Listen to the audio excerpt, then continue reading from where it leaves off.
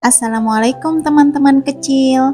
Pernah nggak sih kita merasa hidup kita tuh kayak di padang pasir, panas, sepi, dan susah banget?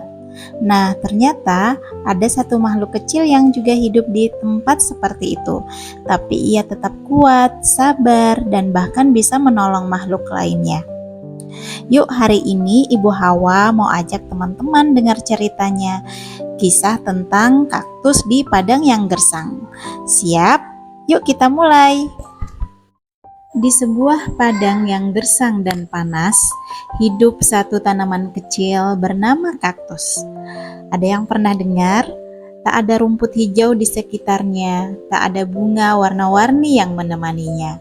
Namun setiap hari, kaktus tetap berdiri, sabar menatap langit. Ia tahu Allah yang menempatkannya di sini pasti punya alasan. Suatu hari, angin membawa suara dari bunga-bunga padang. "Mengapa tubuhmu penuh duri? Mengapa tempatmu begitu panas dan kering?" Kaktus tersenyum lembut. "Aku tidak tahu," katanya pelan, "tapi aku yakin Allah menciptakanku dengan tujuan." Hari demi hari berlalu, matahari semakin panas dan tanah mulai retak. Bunga-bunga yang dulu indah mulai layu dan kering. Tapi kaktus masih bertahan. Tahukah kamu kenapa? Secara ilmiah, kaktus menyimpan air di batangnya yang tebal. Itulah cara Allah memberinya kemampuan bertahan hidup.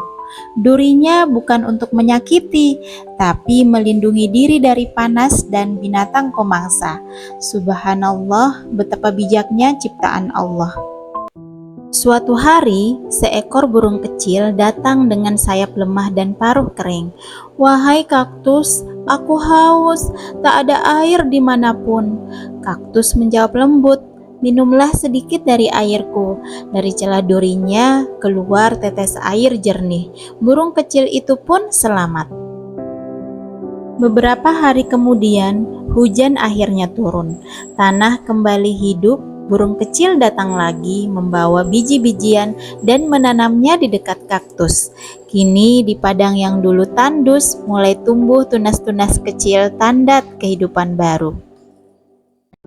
Alhamdulillah, dari kisah kaktus hari ini kita belajar bahwa kekuatan itu bukan berarti keras, tapi tetap lembut dan sabar meski hidup di tempat yang sulit. Allah menciptakan kaktus dengan batang yang tebal untuk menyimpan air dan duri untuk melindungi diri. Itu cara Allah mengajarkan kita bahwa setiap makhluk diberi kemampuan sesuai takdirnya. Kadang kita pun hidup di padang gersang kita masing-masing.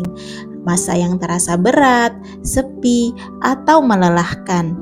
Tapi seperti kaktus, insya Allah kalau kita sabar dan tetap yakin, Allah akan tumbuhkan kehidupan baru dari tanah yang kering sekalipun. Terima kasih ya sudah mendengarkan cerita dari Ibu Hawa hari ini.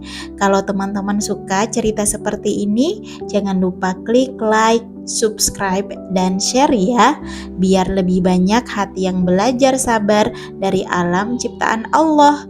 Sampai jumpa di cerita selanjutnya.